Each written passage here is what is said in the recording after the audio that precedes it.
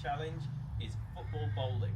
So I've got 10 bottles that are my pins, and I've got my football, and all I'm going to do is strike the football with the side of my foot to try and knock the pins down. Okay, you get 2 shots to try and knock as many pins as possible.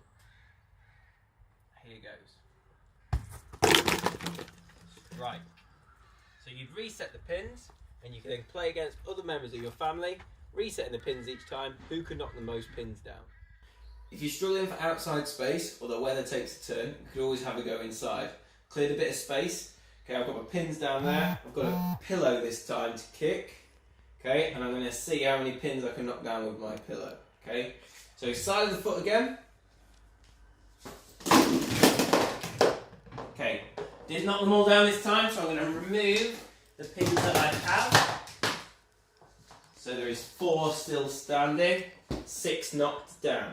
I'm going to take my second shot to see if I can knock the rest down. Here goes. So a spare. Challenge your family members.